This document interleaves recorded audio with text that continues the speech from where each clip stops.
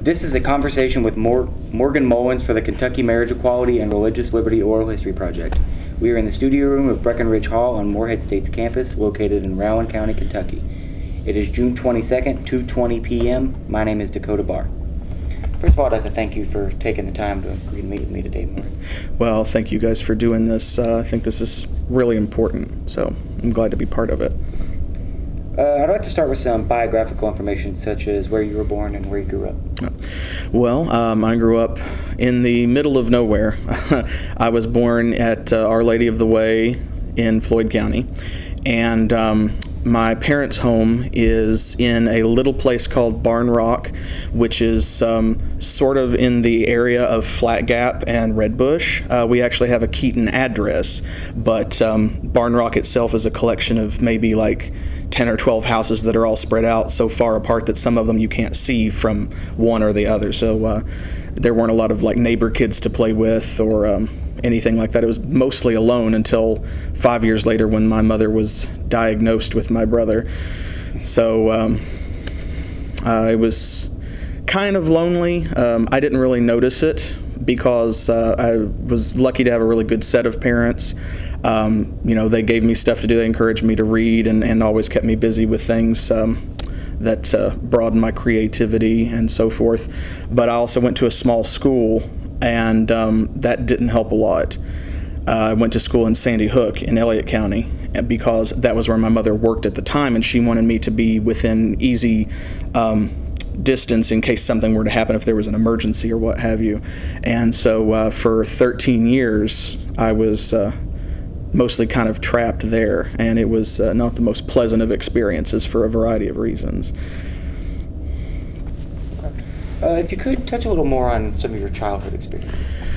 Well, I think that you know, it was probably as close to as you can get in this day and age to what a lot of people, especially outside the community, would consider the classic Eastern Kentucky or Appalachian upbringing, in terms of our property is a combination of, you know, we're up in the hills, and then also it's a farm.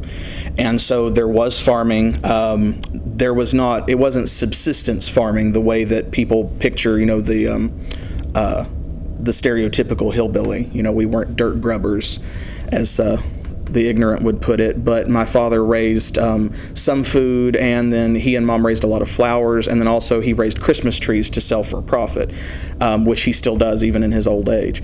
And so there was some of that, and, you know, running barefoot through the hills, Jesse Stewart style. But also I was born right at the edge of the internet era. I remember being very young, and even in kindergarten, there was a computer room next door, which was a new thing at the time. They were not very advanced. It was some form of DOS, and all they had on it was language education programs. But then only a few years later, I think when I was in the 4th grade, which would have been 91, 2, 3, 94, I guess, the entire computer thing took hold in the school, and despite the rural nature of the school, we had got some kind of huge grant, and they put like 4 computers in every classroom.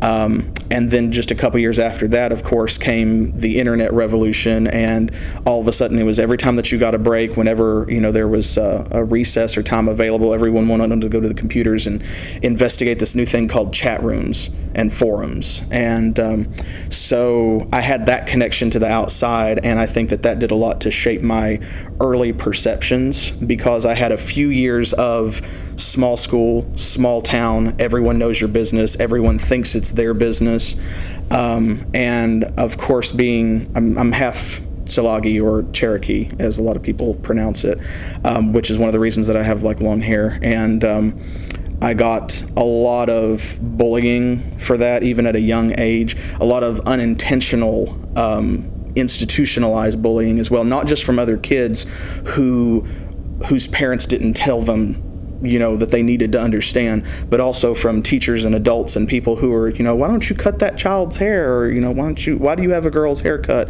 Little things like that, you know, eat away at you. And so by the time that that there was a link to the outside. It had already transitioned from the point to, it was no longer just connecting with people beyond Appalachia. It was an escape to the outside world, because I had friends, but they were the passing childhood sort of friends that everyone has when you're in school. There are people that you hang out with, people you don't hang out with, people you eat lunch with, people you don't ever eat lunch with, the people you share the swings with at recess, and the people that you make take the slide because you don't want the slide. And, I spent the night at friends' houses, and we shared toys and video games, and, had our own little side projects that involved all of us, and pretended to be Power Rangers and talked into our watches. And, I wasn't always unhappy, but there was always that background radiation of, this is not real, this is not actually how it is, because I know how some people feel about certain things. And so at a young age, I was made to feel really keenly that sense of not belonging. So, and that persisted for a really long time, probably until I got out of college, not even until I got into college, but until I graduated. Could you touch a little on your religious upbringing or ideological background?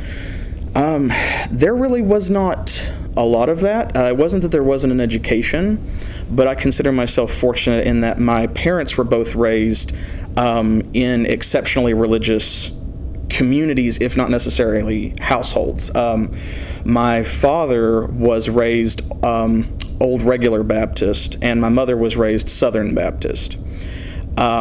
My mother's upbringing was religious, but not strictly religious, where she was like punished if she didn't practice, whereas my dad, which is the Native American side, that was really strong on his side, because of course his grandmother and his great-grandmother had been through the reform schools and the Indian schools, and so they had their language and their culture and everything stripped from them. And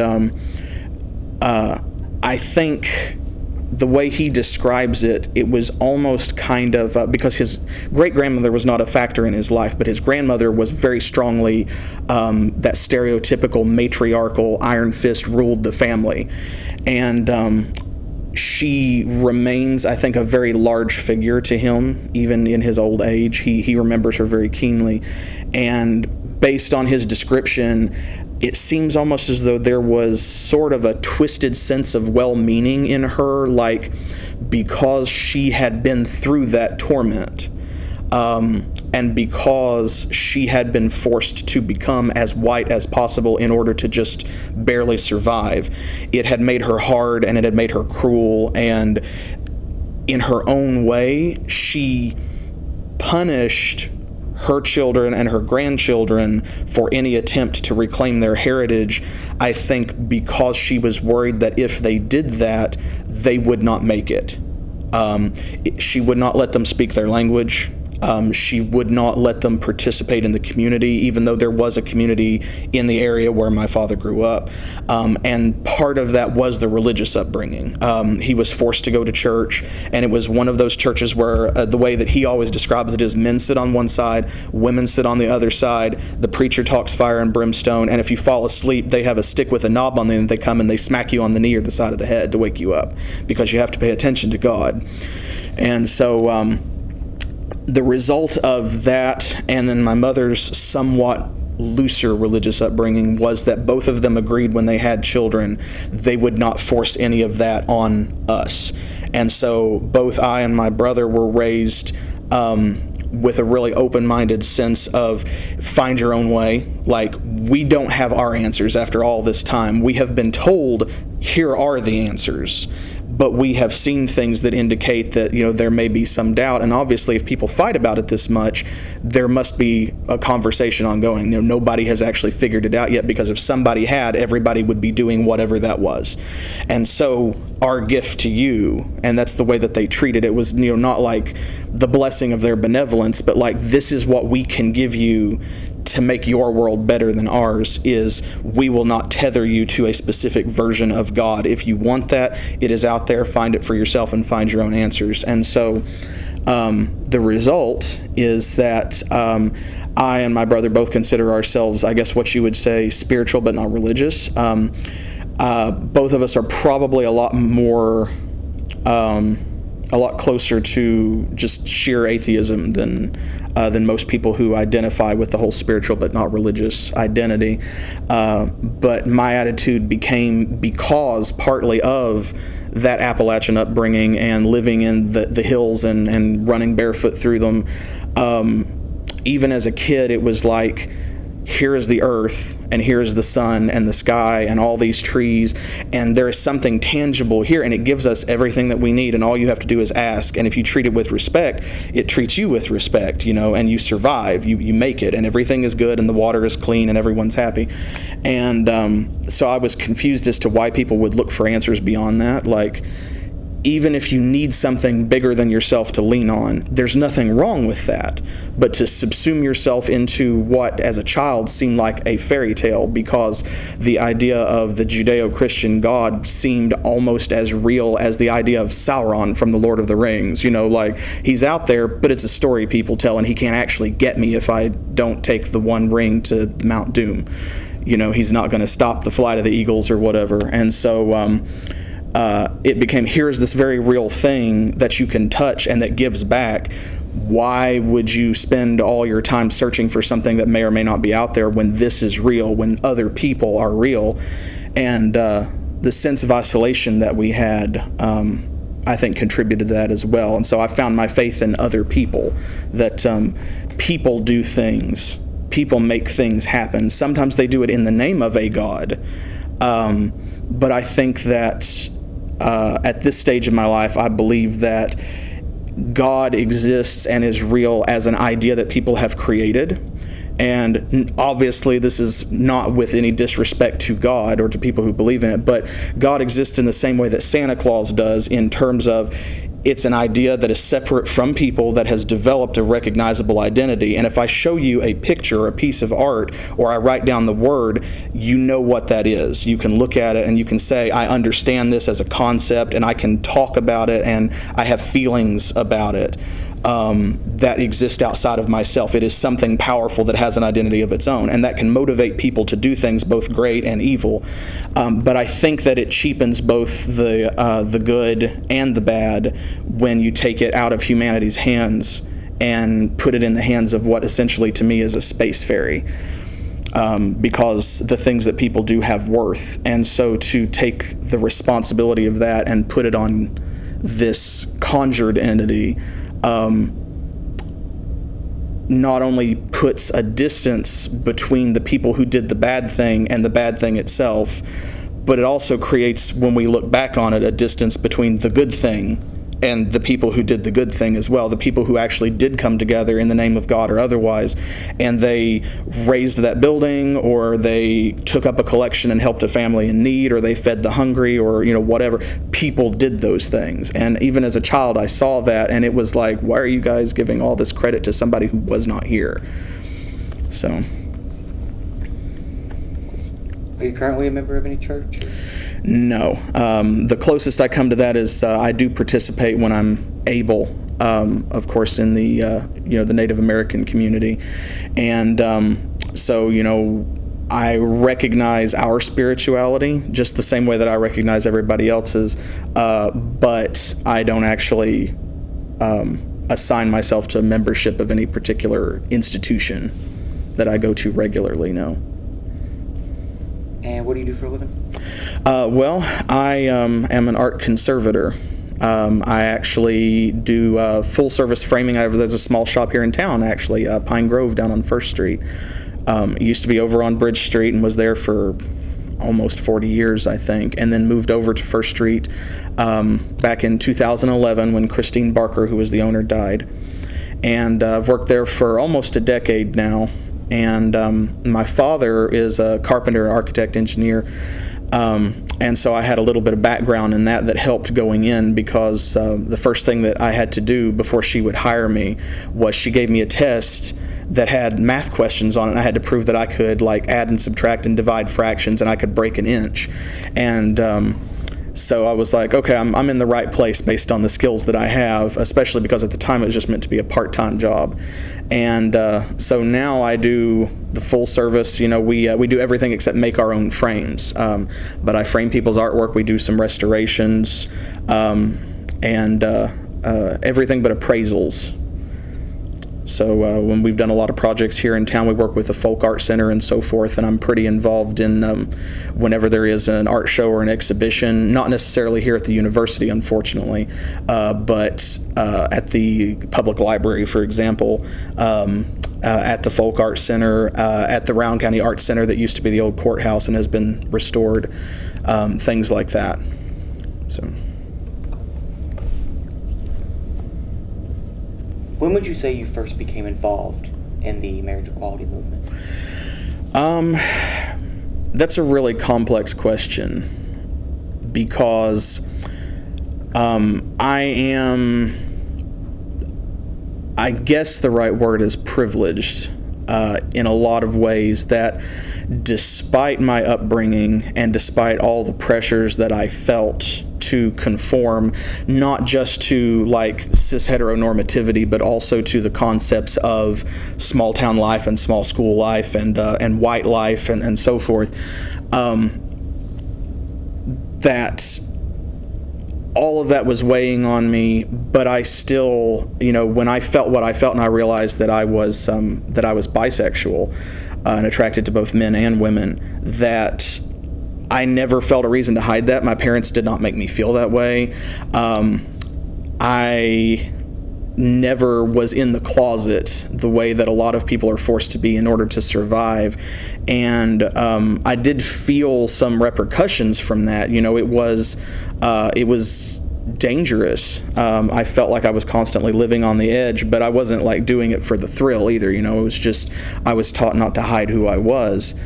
And so in a way, I felt very keenly the risks, physical and mental and emotional, that come with living openly, but also I was privileged to live authentically despite that.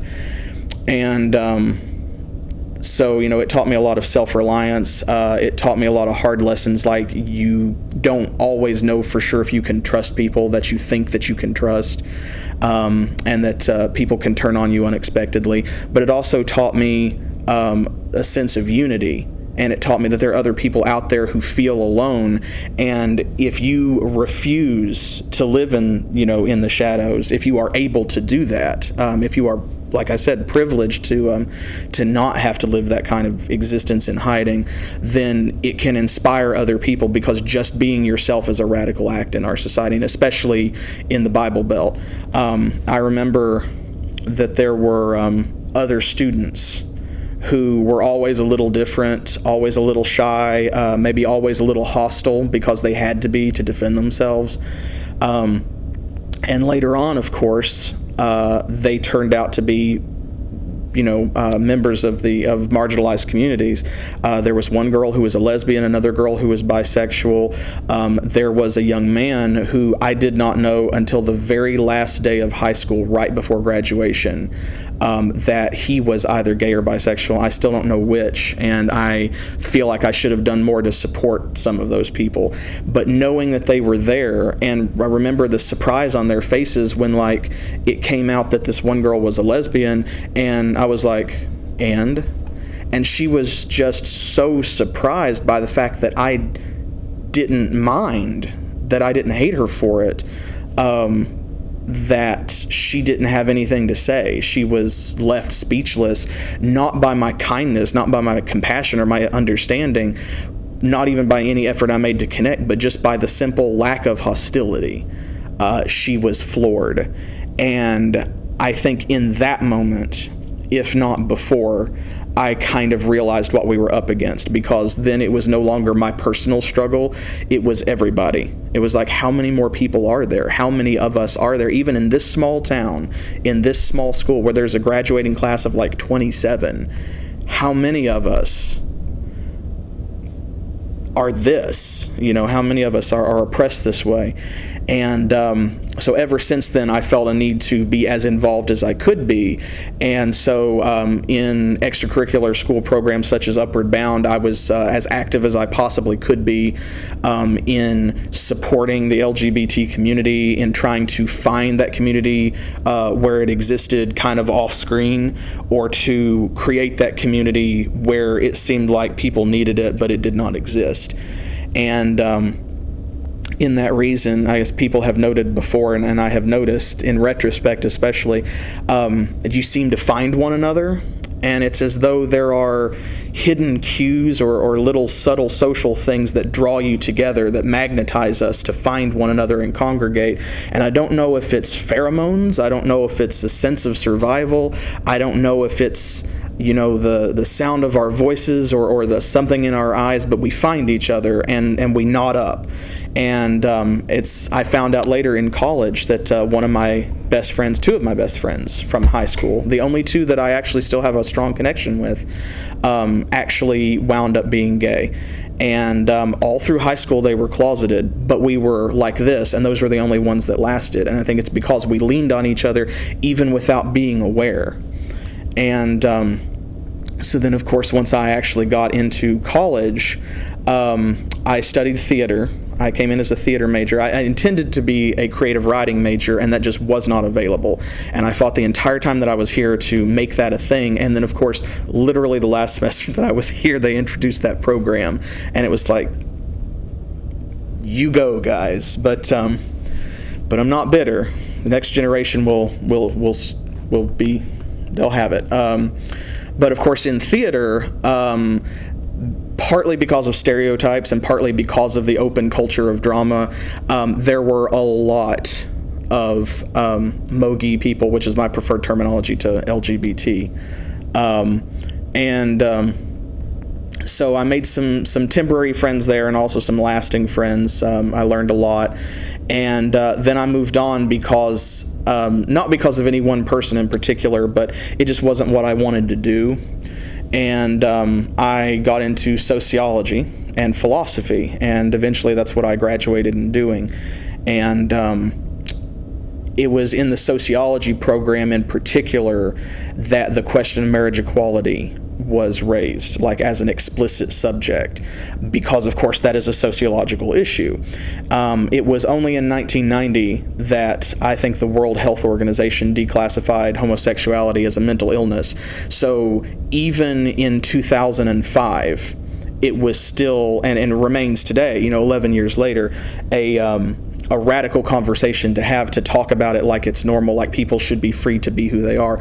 And of course, that's referencing the trans bathroom panic and Caitlyn Jenner. And, I remember seeing people who now we take for granted, like Ellen DeGeneres and Lance Bass and Clay Aiken, celebrities who for the first time were stepping out and just like, nope, I'm just a huge lesbian. Deal with it. And the world was shocked. And then it was even more shocking when so few people actually cared, and they were loud about it, but they were a minority, and that made them so angry, and everybody else was so excited to discover there's more of us. And even if a large section of that population is people who just do not have time or energy in their day to care, because this is America, this is a capitalist society, and we have to work 87 hours a week to make rent. So I do not have time to care who you go to bed with, or who you kiss in the street, or who you hold hands with. It's like, that's fine. Come to the party anyway. That's great. And it's not as if those figures did not exist before. Like, I'm pretty sure everybody knew Elton John was gay. Maybe people didn't know Marlon Brando was bisexual back in the black and white era of cinema, but everybody knew Elton John was gay. So Ellen DeGeneres wasn't new. It was just that, like, that wave of contemporary LGBT society was still being talked about when I was learning social science.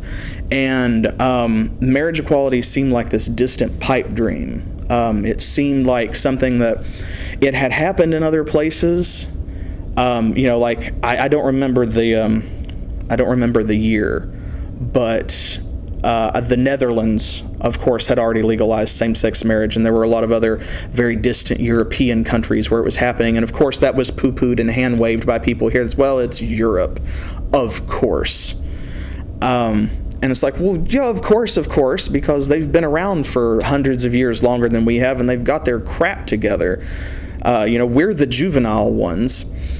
And it just wasn't worth talking about, because if you look back on every other civil rights movement, things took so long to change. I mean, it's been 70 years since Claudette Colvin, and then, of course, Rosa Parks, and Martin Luther King Jr. And Malcolm X, and all these people who changed the world, and they fought and literally were killed for doing it. And things are still terrible. Things are better, but things are still terrible. And I think that the recent sociological discussions that are ongoing, like the death of Mike Brown Jr. in Ferguson, and the murder of Trayvon Martin and stuff, like, still it brings that to the forefront, that things are still awful.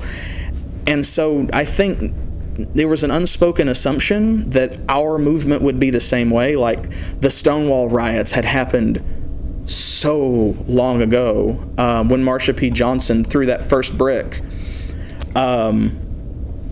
It was a distant memory. The AIDS crisis of the Reagan era, I was born at the end of that, and so I did not suffer for it in a way that I keenly felt, in the way that the people who came before me suffered for it. And so at least not in a way that I understood until decades later.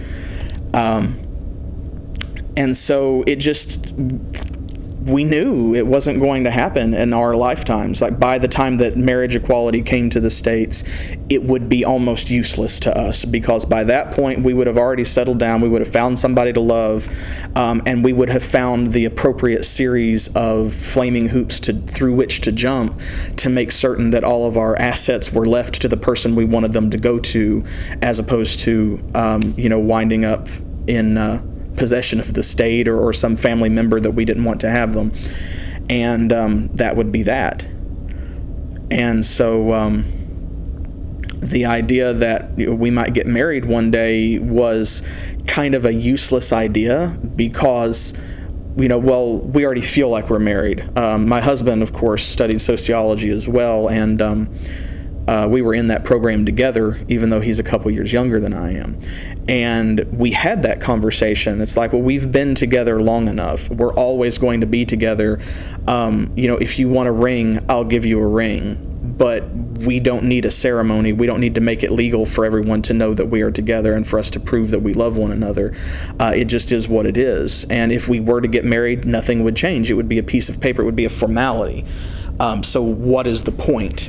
And I think that was a self-defensive position to take, because it did seem so distant and ephemeral. It was not something that you could reach out and put your hands on. It was something for the next generation to do.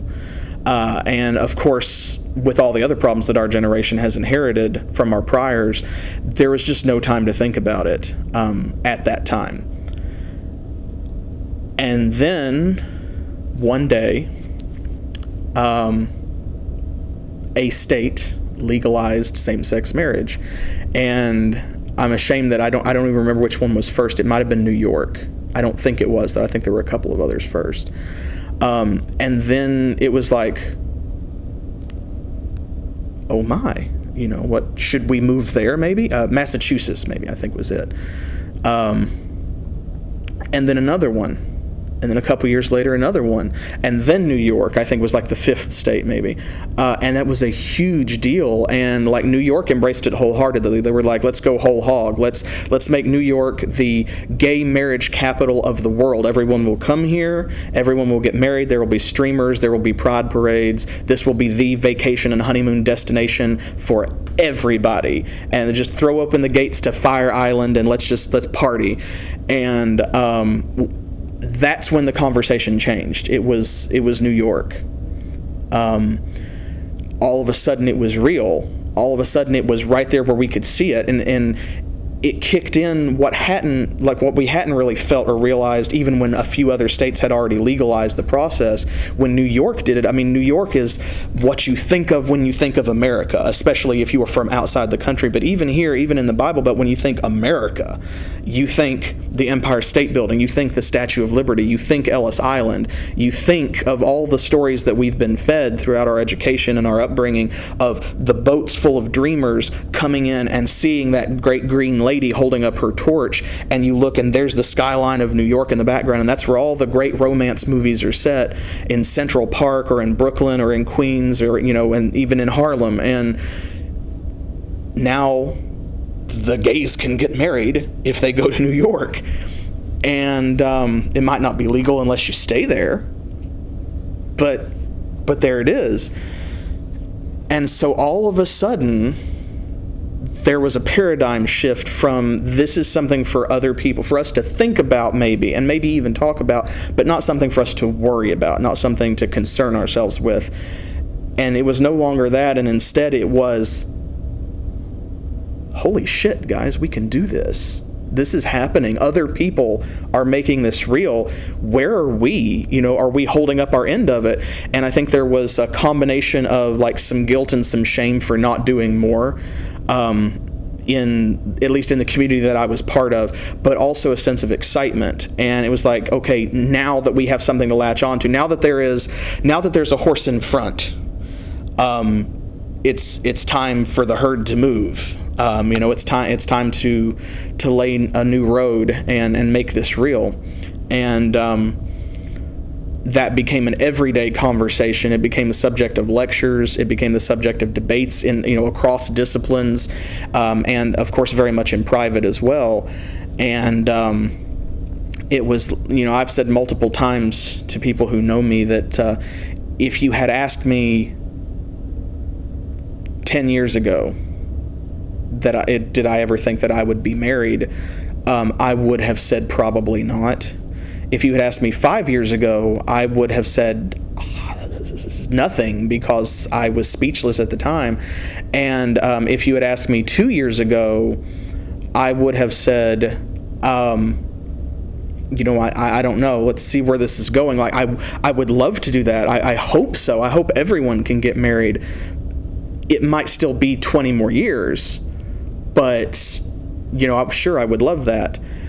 And then a year ago, almost to the day, and my husband and I, our 10-year anniversary of our relationship and our 1-year anniversary of our marriage is coming up, as well as the 1-year anniversary of marriage equality. And so a year ago, it was like I woke up one day and it had happened. We knew it was coming. And a lot of people were so sure, no, they're going to send it back to the States. They don't want to touch this. They're going to kick it back. And it was like, no, I have a feeling that this might be it. Something big is going to happen. Yeah, something big is going to happen. They're going to kick it back to the States, and they're not going to answer this question. And then I woke up and all of a sudden I could get married.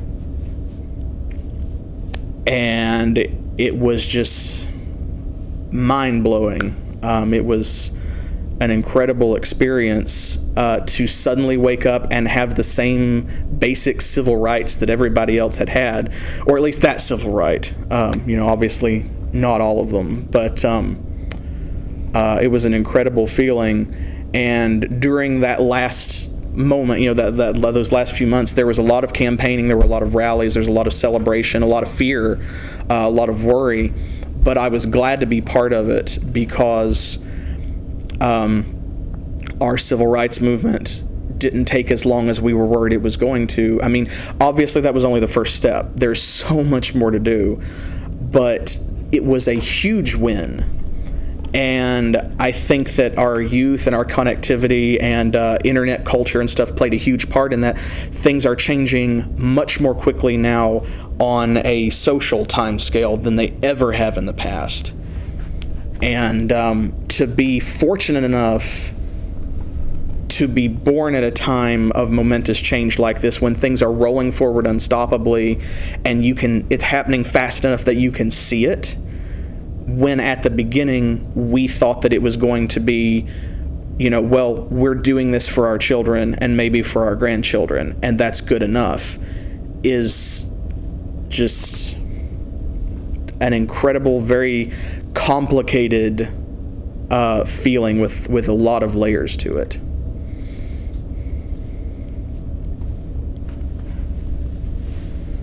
So after you heard the Supreme Court's decision that marriage equality is the law of the land, what was your immediate action? Well, I knew that they were going to make the decision, and so I actually set my alarm early that day, and I got up much earlier than I normally do to hear what had happened. And so I was up, I was constantly refreshing Google. I was, I had the radio on, I was waiting for some definitive word. And as soon as I heard that the decision had been made, I went to the side of the bed, and John was still asleep. And I knelt down, and I just very gently kind of woke him up.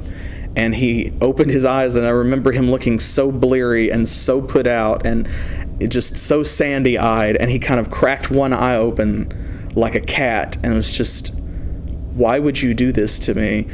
And here I am, not a morning person, never awake at this hour, and I was just, bright-eyed, and there was just this energy, and it was like, let's go get married. And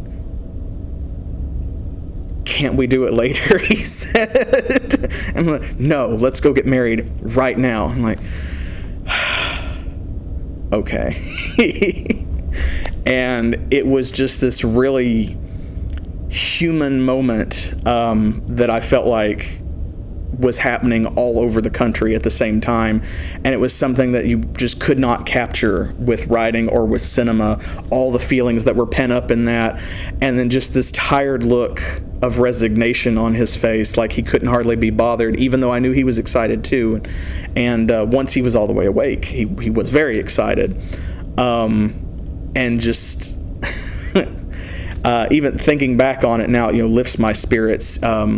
Even in other times, like recently with the Orlando shooting, where things have been very heavy. There've been a lot of grief and a lot of pain and a lot of things to think about.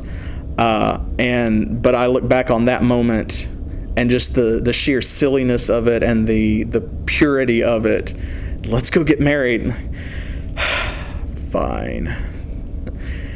And so we got up, and we didn't even shower. We just pushed our hair back and hopped in the car, and we dragged my brother-in-law along, John's brother, with us as a witness, and we drove to Owingsville, and that was, they were like, we don't have the papers yet. So, what do you mean you don't have the papers? We just don't have the correct forms. They're sending out new forms. We promise we'll be able to do it soon. Okay, fine. And so I was disappointed it didn't happen, the first day, but then, it was only a couple days later. And actually, there's a hole in that story. I said we drove to Owingsville that day. That's not true. I had to work later that day. We called the Rowan County Clerk's office, even though we had recently moved to Salt Lick. There was an assumption that Rowan County, being a progressive university town, there would be no problem, that Rowan County would be doing it as quick as possible. Like Fayette County got on it the same day, and we could have driven up there, but we thought, no, we'll wait and do it in Rowan County because that is a statement. This is kind of our home. We've lived here for so many years, even though we just moved across the border. This is where we should do it. And so then I called, and they said, we don't have the forms yet. And say, okay, when will you have the forms? Well, we're not sure. It might be tomorrow. It might be over the weekend, and maybe we can do it Monday. So, but just call back and check again. And I was like, okay, we have no choice but to be satisfied with that. But they weren't hateful about it. They were not divisive about it or confrontational. It was just kind of a sensation of, we're getting a lot of these calls today. I'll tell you the same thing I've had to tell everybody else. We don't have the paperwork yet, but we will.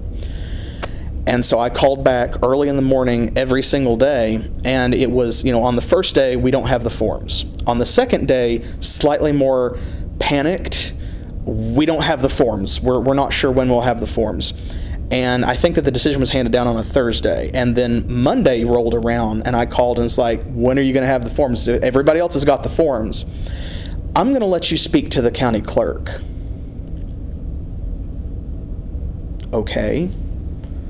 And I had voted for Kim Davis, and I knew her not well, not on a personal level, but in passing, the way that your cashier at the grocery store, or your bank teller.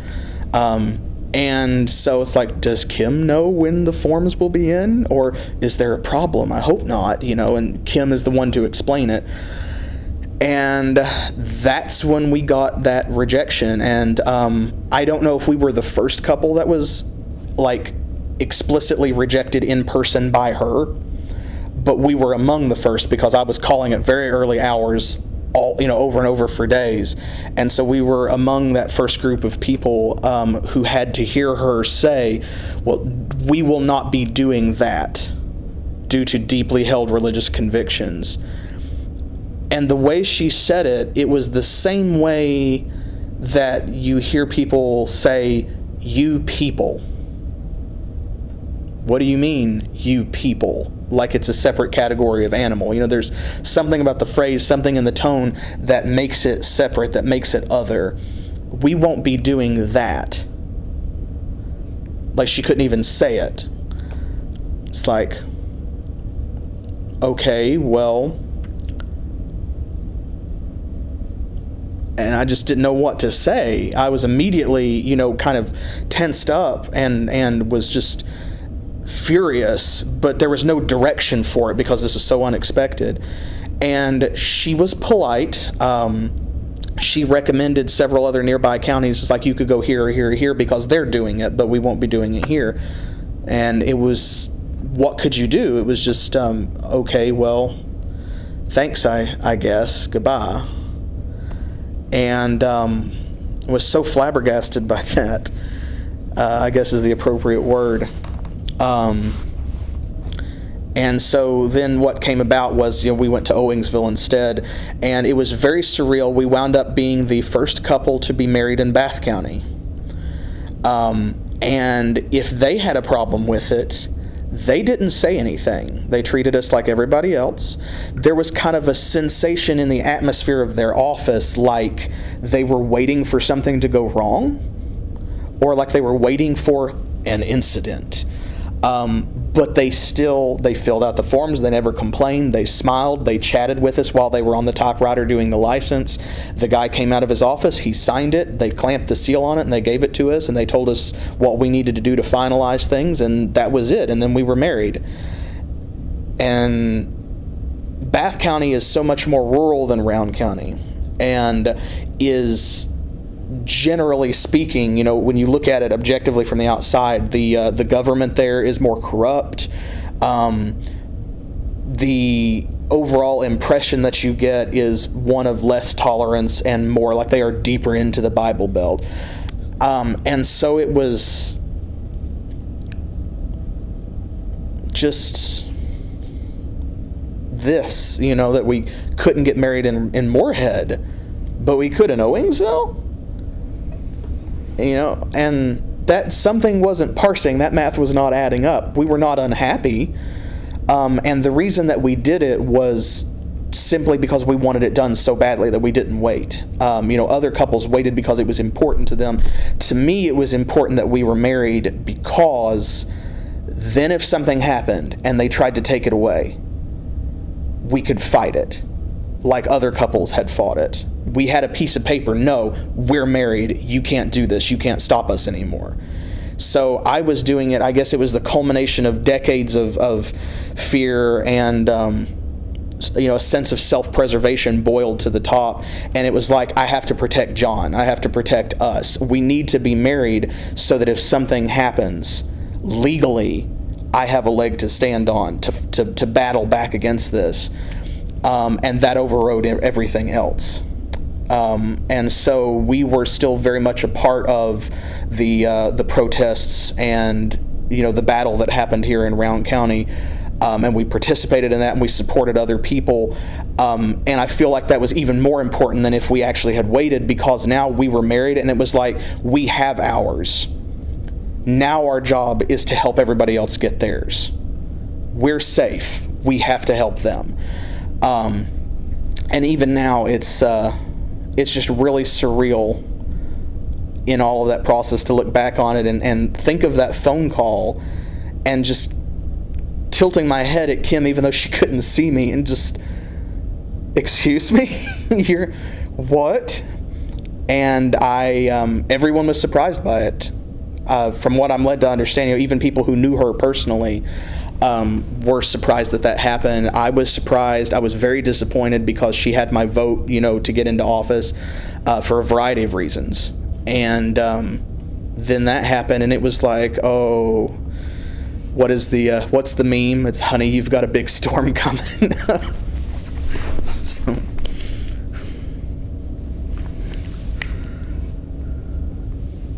What was your involvement in the movement after you got your license? Well, I was not as able to participate in the actual on-the-ground protests as I wanted to be, because at the time, we only had one vehicle. And because we had moved to Salt Lick, one of the consequences of that was that we didn't live that far from town, but it was out of everyone else's way. So it was difficult to get a ride and go there and participate on days when I didn't have a vehicle available of my own. Because John, since this area is kind of a job desert, he works in Grayson. And so he has to have that car to go all the way to Grayson and back every day. And so I went to some of the protests. I would have to get up early and go and try to help as much as I could and do things like bring water and, you know, help make banners and stuff, and then come back so that he could have the car in order to travel to Grayson for his job. And then the rest of the day I would be stuck at the house. And so since I couldn't be at the protests every day, I did what I could mostly online and through things like phone banking. I would call people and try to solicit support. I wrote letters to congressmen.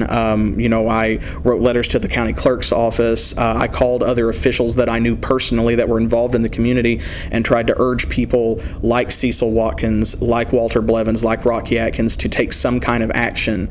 And it was always to the tune of, guys, I know you're thinking of your political career here, and like that's gross on its own, the fact that you're putting yourself first.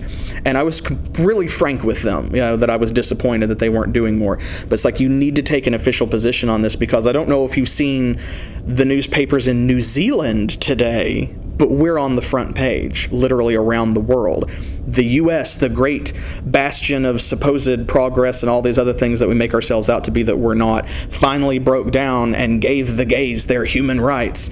And now this one woman in a denim skirt in the Bible Belt is making all of us look bad and proving all of these stereotypes by hypocritically refusing to do her job. And none of you are saying anything.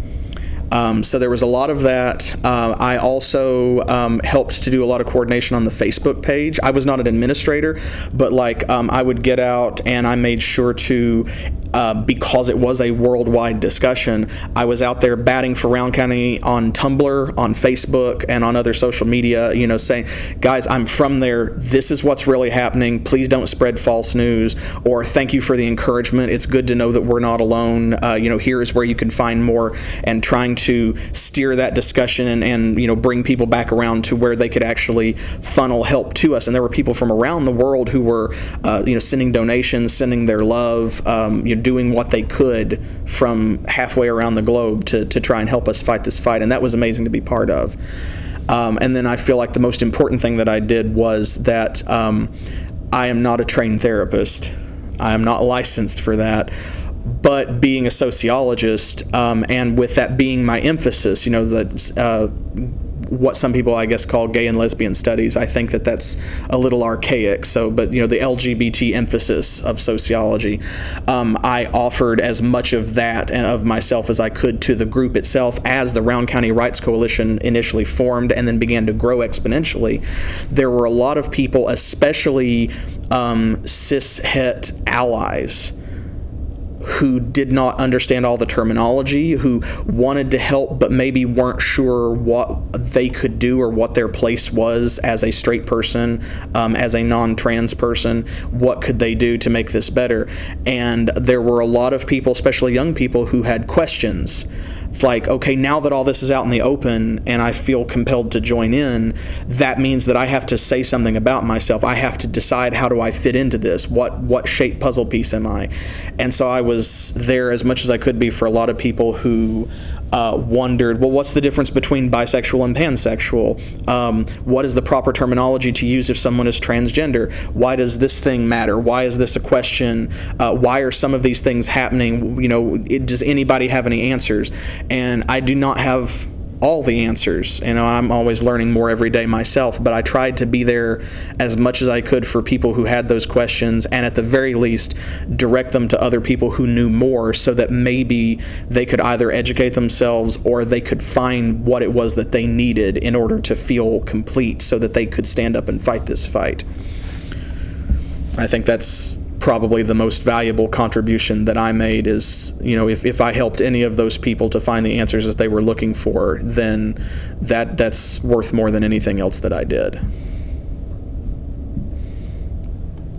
How did you feel the environment was like at the protests? Did you feel safe or unsafe? A combination of both. My entire life I have never really felt safe around people like, you know, law enforcement. Because there has always been a sense, especially in these rural areas, of nepotism and corruption when it comes to the local government and the local authorities. Now, that being said, sometimes, you know, you have those good eggs. Obviously, you know, when we talk about things like police violence, it's a given that, you know, you don't have to say hashtag not all cops. It's like, you know, get out of here with that stuff. But the cops who were involved now were like no longer the guy who kind of turns a blind eye to the local bootlegger because the whole neighborhood knows that that guy refuses to sell to kids. Therefore, he's the best bootlegger to have because it's going to happen anyway. These were not those cops. You know, these were police who had a history. The Rowan County Police Department has a trend that made me feel unsafe, except around specific individuals within that department. And even then, it's like there's only so much you can do, because if you stick your own neck out, they'll chop your head off too. We've seen that amongst, you know, police departments around the country. And so I felt safe amongst the people I was protesting with. The other people who were on the ground, the people who had formed the Rowan County Rights Coalition, the people who were standing up in the bed of the pickup truck with the megaphone, the people who stayed up all night to make signs for other people who didn't have time to make their own signs, the people who made sure that there were coolers of water and snacks and that went out to get more ice because it was hot around that time of year. I felt safe around those people. And I did not really feel unsafe around the counter-protesters, the anti-equality people, because they were just so casual about it. Like, it was exactly the folks you would expect, which is to say it was a lot of senior citizens, church-going folk who came out and they brought their folding lawn chairs and they sat on the other side of the courthouse lawn with their signs that just kind of said, "We support Kim Davis," or "We're with her," or whatever. And they didn't really do a lot of like shouting slogans or anything. They just kind of stayed in their little area, and there was only ever 5 or 6 of them at a time, and just sort of looked disapprovingly at us like disappointed parents. And so it was almost a joke. Like, it actually, their presence injected some more energy into our movement, because it was like, who are you doing this for, Kim? These are the people that are supporting you. I mean, if this is all the people who came out, this is all the people who care, really? And so, since we didn't face any opposition early on, any serious opposition except from Kim herself, which only took the form of stubborn hypocrisy, you know, as opposed to, like, she wasn't throwing things at us or yelling. So she just stayed locked in her office, and we stood outside and shamed her. And that felt safe enough. And then when it became an international incident, people like the Westboro Baptist Church started busing other protesters in from outside the town to pad their numbers to make it look like something was actually happening. And there were other organizations, like I think it was the American Family Council or the American Family Association, or one of those hate groups that provided Kim Davis with her lawyers and with most of her support. And then, of course, you know, the bigger the headline got, the more important it got, and people like Mike Huckabee and Ted Cruz got involved because of the presidential race that was upcoming, and you know, it became very political after only a couple weeks. And so it changed from, we're out here with our rainbow face paint and we're doing a great thing, and we're even going to go out on the days that it rains because this is meaningful, and Kim Davis, you know, you'll come around, you'll get it, she'll relent. And then suddenly one weekend passed, and the next Monday it was like, guys, if you go out there, be careful. Don't say these things. Don't wear these kinds of clothes. Make sure that you stay in groups. Don't if you have to get away from the protest group, make sure there's always at least 3 of you at a time. Don't go alone or in pairs. And this conversation changed drastically on like the official Facebook page of the Rowan County Rights Coalition. There were a lot of personal posts going around. Please be safe.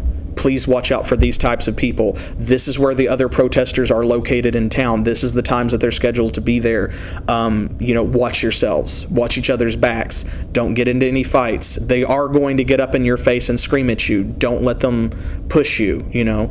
If somebody touches you or lays a hand on you, don't fight back. Find a lawyer. There will be attorneys present.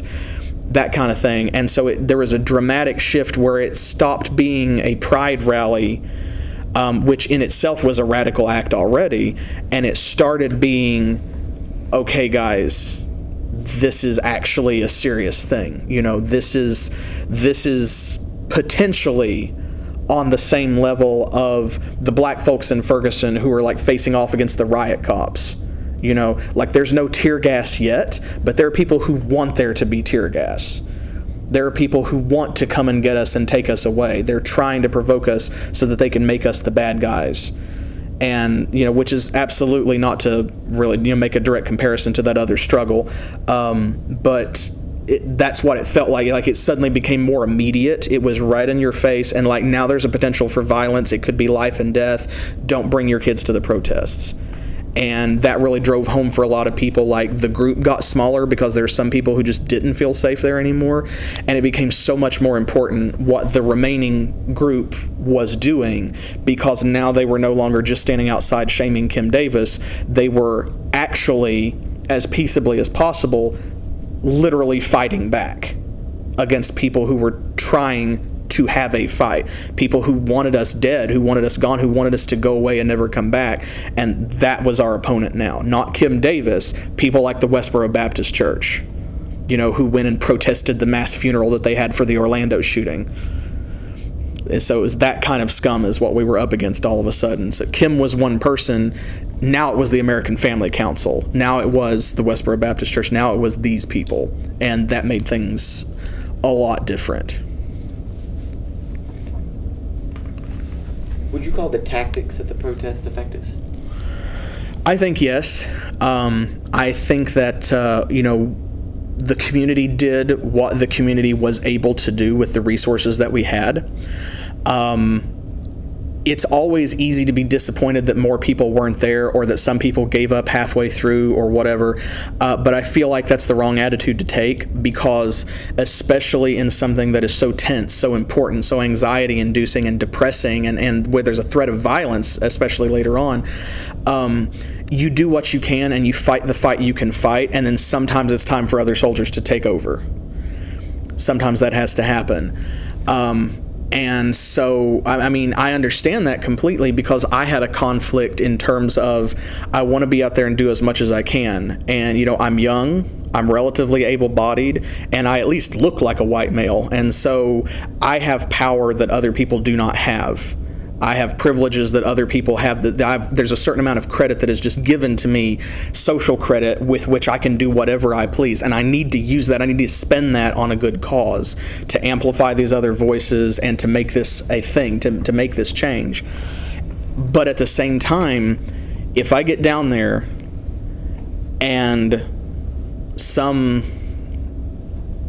insert creative slur here from, you know, the Westboro Baptist or something gets in my face and shoves me or calls me the F word or something, I don't know what I will do, because there's a lot of anger built up. There's a lot of sadness. You know, there's a lot of hostility that has been repressed for a long time amongst many of us, because we had no outlet for it. We had no choice. To survive, you had to fight back in certain ways, and often that was very quietly, because if you actually threw a punch, sometimes that was the last thing you did. And that happened, you know, that's happened to people we know. So the biggest thought in my mind was, I have to be there for John. John cannot be there at the protests. I can be there at the protests. But if somebody drags me out of the crowd and kills me, I can't be there for John anymore. If I am in jail, I cannot be there for John anymore. And I also did not want to damage things for other people, you know. So I didn't want to be the guy that broke ranks and just jumped on some other dude who was yelling hate at us, because I 100% believe in fighting fire with fire. You know, there are a lot of people who say, you know, free speech and don't fight hate with hate. You turn the other cheek because you want to be the bigger man. And it's like, no, not all ideas are of equivalent value. Not all speech deserves to be protected. When you say something or do things that actively hurt other people and you participate in the systems that foment that, you deserve to be silenced. We have a moral responsibility to shut you up, and you should pay for that. All of the things, all of the culmination of all of this, the people who are dying in the streets, literally being murdered every day, everybody who sits back and says nothing, everybody who they put distance between themselves and the mass murderers, because I would never kill anybody. I wouldn't walk into a nightclub and shoot the place up. No, but you disowned your gay son when he came out and threw him out on the street to make his own way. You tried to, you know, you called on the church for an exorcism because you caught your daughter kissing another girl. You spew hate, and you say and do all these little things that show that it's not right, whether it is something as big as a physical assault or a murder, whether it is as small as rolling your eyes and making a face and turning to a different channel on the television where there is even the suggestion of homoeroticism on the television show that you are currently watching. And all of that feeds into the bigger systems. And so, you know, there's just this this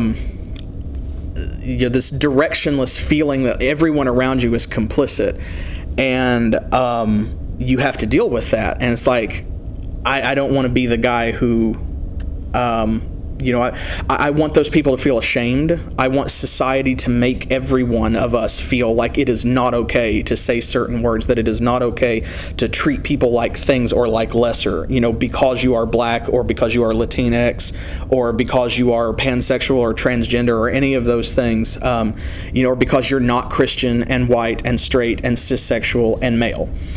And those are ideas that do not have value. Those are ideas that hold us back. Those are conservative shackles that need to be broken. And the way that you do that is you don't just take them and put them away in the dark. You take those and you hang them up on the wall so everybody has to look at them every day as they walk through the door. And you put a big sign up and you point to it and you say, this is what we don't do and here is why.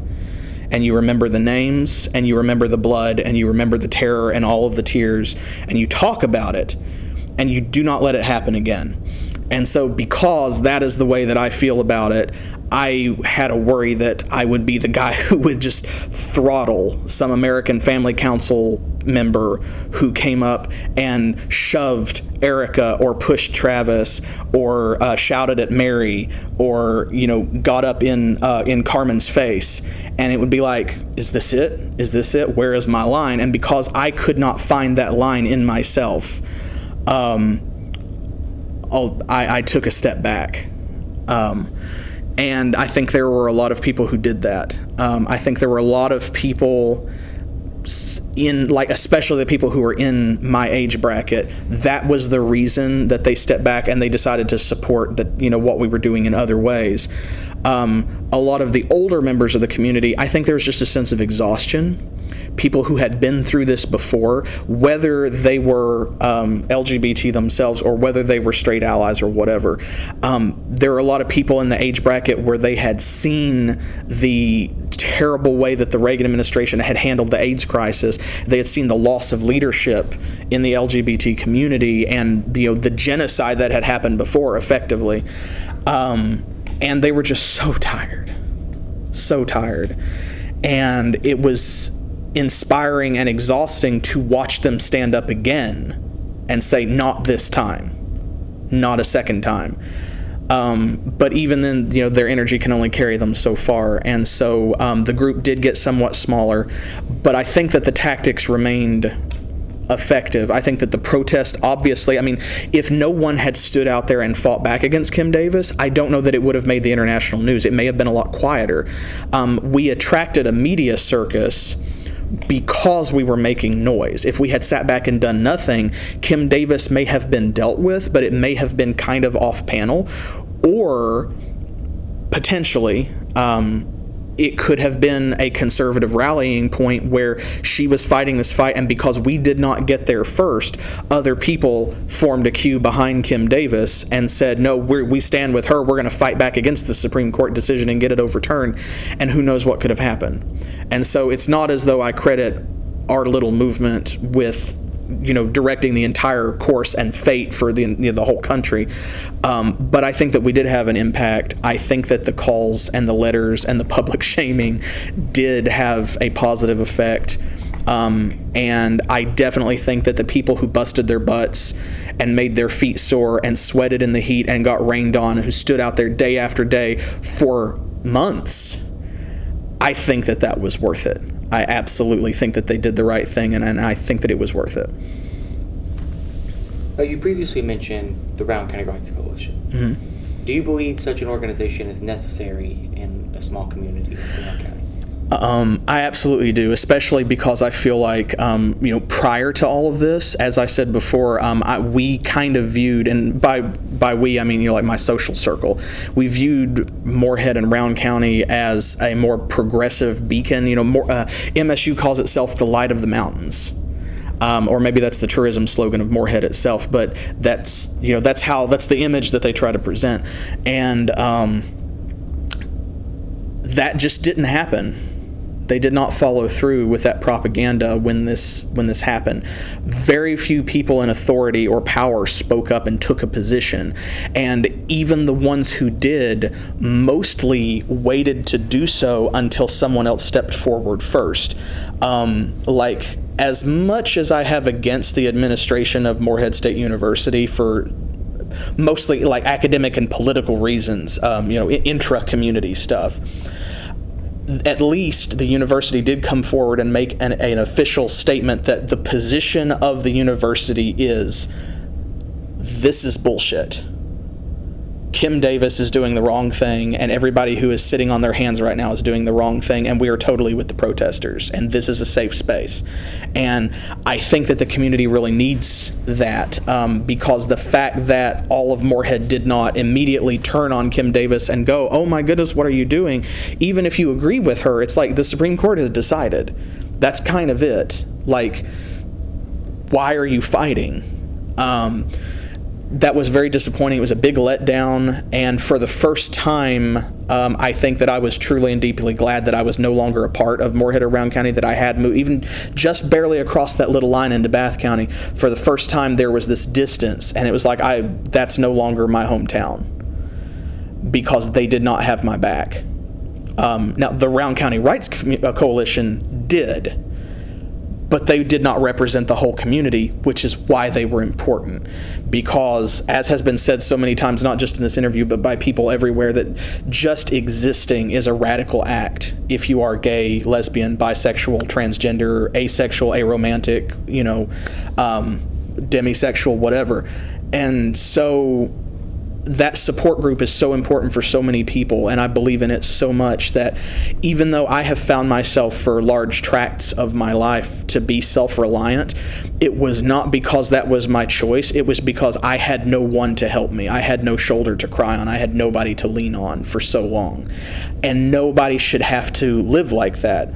Everyone should have a support network. Everyone should have someone to help them when they need something, whether it is question answered, whether it is to just remind them that they have value, that their existence is worth something. And there was a gay-straight alliance here at MSU. There still is. And of course they were active as part of the protests. But it was kind of restricted to the university. There was no greater out-in-town thing that was going on that would reach out to people and form that support net, or that safety net. And so I think that the Rowan County Rights Coalition evolved to fill that space. They're still finding their feet. As an organization, of course, there's a lot of stumbling blocks. There have been disagreements on policy, even things like the argument over Hillary Clinton versus Bernie Sanders as a presidential candidate, and the tactics they've been using, and a lot of the propaganda that's involved in that has created rifts between people that were allies. But the organization is holding its ground, and I think that that is very important, because those are people who, whether they are part of the organization still today, or whether they have gone by the wayside, or they have broken ways, or whatever, they were there when it happened. And that showed everyone else, there is somebody. You are not alone. And I think, as a member of that community myself, that is what I have learned. And also, as a scientist, as a sociologist, the most important lesson I have ever learned in life is that the greatest gift you can give to someone else is to tell them you are not alone. And that makes all the difference in the world for so many people. And so I think that I think it's made a huge difference here. It's made a huge difference for people in surrounding areas, like in Bath County. Bath County is so small and so rural. There is nobody. It's very much like Elliott County. There is no safety net. There is no support network. There is no one you can call, and it can be dangerous to your health emotionally and physically and mentally to be out of the closet and to be open about who you are and live an authentic life. That kind of thing literally can get you killed in this region. And now there is someone to turn to. There is a safe place to go. And the people who were involved have created things like Adrian's Place, the new shelter here in the area. And they have reinforced the message and the resources of places like Doves of the Gateway that really needed it. And I think that providing those resources for the people who maybe were not aware that they existed or who did not have access to them, I think that that is critical.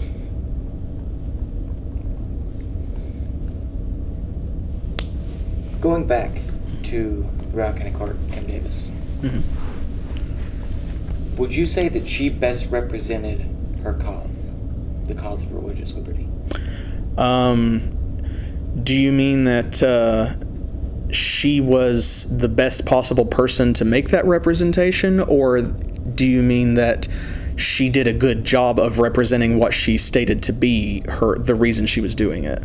Was she the best person to represent the cause? For our purposes, yes. Because she was a stereotype that people found easy to dismiss. I find that to be extremely unfortunate. I think that she did cause Kentucky, and especially Eastern Kentucky, to reflect in a bad light. I think that she cast Moorhead in a bad light as a community because of the position she took, but also because looking in from the outside, I mean, she became a meme very quickly. The way she does her hair, the style of eyeglasses that she wears, her denim skirt that is ankle length, and all these other things about her just reinforced what everybody outside of this area already knew, which is that the people in the Bible Belt are just a bunch of backwards hicks. And the only reason that someone would stand up to marriage equality has to be because she was an ignorant dirt farmer, or the daughter thereof, And then, of course, things like her multiple marriages came out, and so forth. And it's not that those qualities are not relevant to her argument. Like, for example, her the way that she handled her multiple marriages and so forth, I think contributed to making her more obviously the hypocrite that she is, because it became apparent that, like so many religious bigots, she was cherry picking what she wanted from her holy writ. Like people say, well, Leviticus says a man shall not lie with a man as he does with a woman. And like, you can interpret that to mean a lot of different things. Like, for example, because men get so much more respect, maybe it just means that if you're with a guy, you're supposed to actually see him as an equal partner, whereas a woman is supposed to be a subordinate partner. That's an easy interpretation for me as a social scientist to make. Nowhere in any version of the Bible, all the way back to Aramaic, is there an explicit mention by Christ or anyone that, the gays are terrible. Stone the gays. Don't let them in. They're bad people. God doesn't want them. That gay. And in fact, there's even the story of Jesus healing the centurion's boyfriend.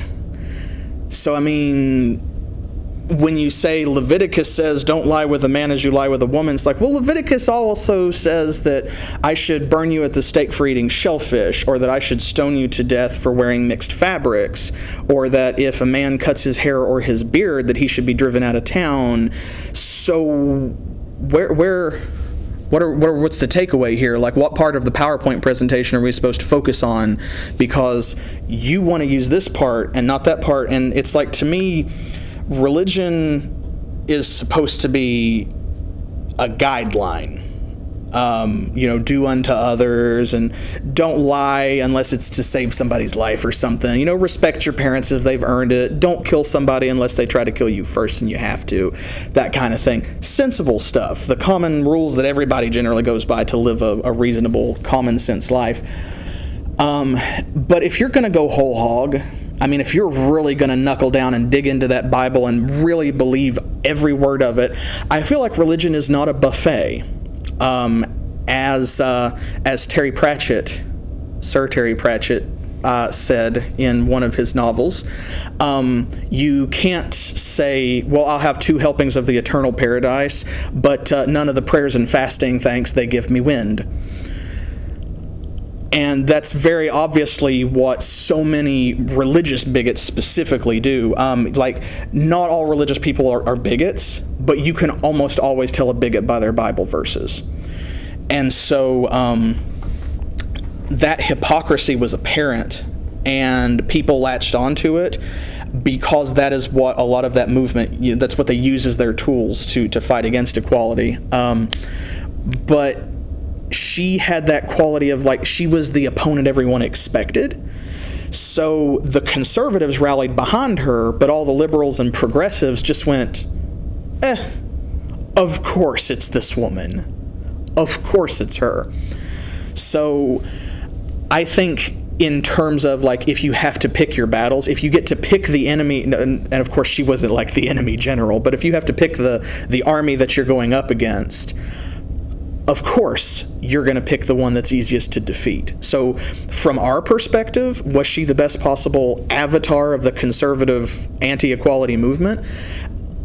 Absolutely. There are few people that you could have picked better. In terms of how I think she wanted to represent her beliefs, no. I think that she failed in that in a lot of ways, and of course the hypocrisy of that the opposing side is evident in how eagerly and staunchly they rallied behind her and supported everything that she said against all evidence and sense. And then when she lost, they discarded her just like they do everyone else. And people like Kim Davis, unfortunately, I think, never see that coming. Like, it's a surprise every time. Whereas looking in from the outside, if you are progressive or liberal or whatever you identify yourself as politically, that's all you see. That's what conservatives do. That is what always happens, is they make you into a figurehead and they prop you up, and if whether you win that battle or lose that battle, you get thrown on the pile, and you are only ever brought up again if that fight was won and they need to use you as a stick to beat someone else with in an argument. So I don't forgive her for what she did. I don't approve of what she did. I think that by refusing to step down from her office, like, I could have at least respected her conviction and her integrity as a person if she had done that. I cannot do this because of my religious convictions. Therefore, I refuse to be part of it, and I'm going to resign my position so that I am not involved. Great. Even though I disagree with you, even though I think you're wrong, at least you stood by what you were saying. But she was a hypocrite because the whole time that she said, I can't do this because God doesn't approve, she stayed behind that desk. And she did exactly what Christians are not supposed to do, which is she tried to use her religion to dictate the lives of other people. And that is what makes her a villain more than anything else. It's not just the homophobia. It is the fact that she used her Christianity as a bludgeon to try and beat down the other side, and then refused to acknowledge that that's what she was doing when she was called out on it. And so I don't forgive her for that. I don't approve of her, but I do feel sorry for her. In the same way that you feel sorry for anyone who is used, which I think is very much what happened. I think one of the reasons that they rallied behind her when there were other clerks, even here in Kentucky, who were doing the same thing, they picked her because they manipulated her. And you can see that in so many photographs, like when Mike Huckabee or whoever it is has her hand up like this, you know, as she's coming out of the jail, and she has that other hand up, and you can tell that she's praising God for being free from her imprisonment, that he had lifted her up out of darkness, and in that moment she was their Messiah. And I looked at that image and I thought, you have no idea how lonely you are about to be. Do you believe she deserved to be in prison?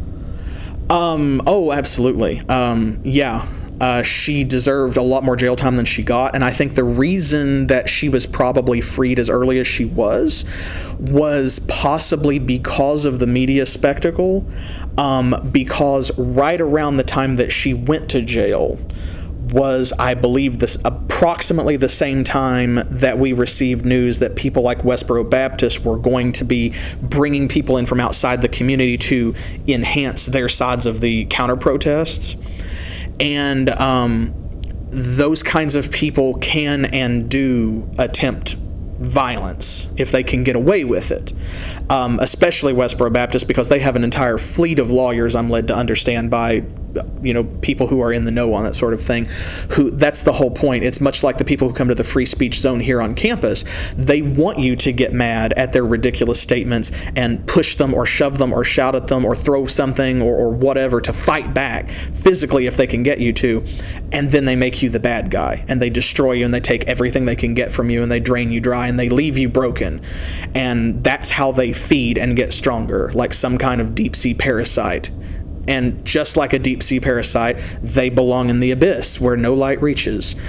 And so did Kim Davis in that moment. And I think that she was probably freed because they did not want hate groups to rally around her imprisonment and use it as yet one more additional tool to martyr her and strengthen their cause. So she was freed in order to prevent those people from gathering outside the jail and shouting "Free Kim Davis," which wouldn't that have been a fantastically inspiring video to see on YouTube if you agreed with what Kim Davis was doing? Because now she was a victim instead of a villain. So I think that she should have been in jail. I think she deserved to be there. I wish that she could have stayed there. I feel like with that rationale, I can understand why she was not in jail for longer. And as long as I can accept that explanation, whether that's really what happened and why it happened or not, I am at peace with it. I don't understand why she's not in jail now. I do not appreciate the system that we have for government here in Kentucky, where because her position as a county clerk is elected, she cannot be recalled or dismissed. She can only be impeached by Congress. And of course, because this, for many years has been a mostly red state, our Congress is not going to touch that. Even if someone brought it up, they would not actually impeach her and dismiss her, which is why nobody has brought it up, is because it would be a waste of everyone's time. It would be a bold statement, perhaps, but in the end, it would be a useless and a powerless statement, I think, with the assembly that we currently have in charge. But at the same time, she is a county clerk. She is an elected government official. She not only refused to do her job, she still is effectively refusing to do her job. She is still fighting back.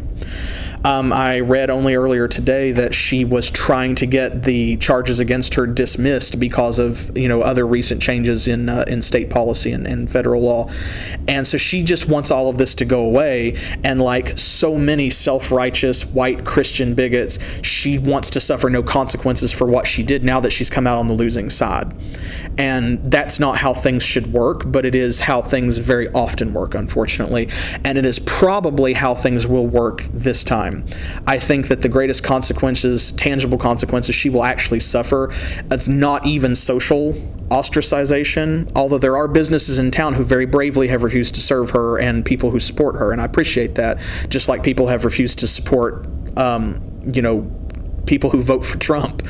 And I can get behind that, but I think the most tangible consequences she will probably see from this is that she might not get reelected when it comes around. Other than that, she'll probably live the rest of her life in peace, completely convinced that she did the right thing and that she was the one who was hurt. And I don't think that people who hurt other people the way that she did deserve to feel like victims. And that's one of the problems that we have with American society as a whole, is that we encourage that.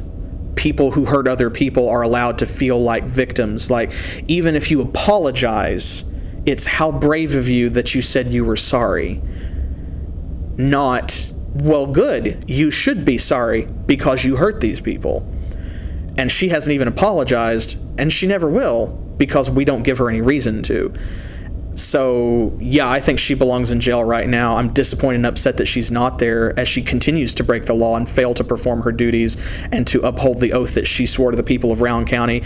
And I'm more upset at the authorities and the people in Rowan County who are not addressing that, because in order to try and dodge discrimination charges, she refused to issue marriage licenses to anybody. So she was hurting straight couples as well. And I feel like everyone should be mad that the people they voted into power is not serving them the way she promised in writing that she would serve them. And that's, there's too much of that, I think. Well, I still have more questions, but we are out of time. So, would you be willing to come back for a follow-up interview? Oh, sure, if you'd like. Yeah, that's fine. Okay. Well, I'd like to thank you so much for agreeing to meet with me, and great interview. Have a great rest of your day. Well, you too. Thank you.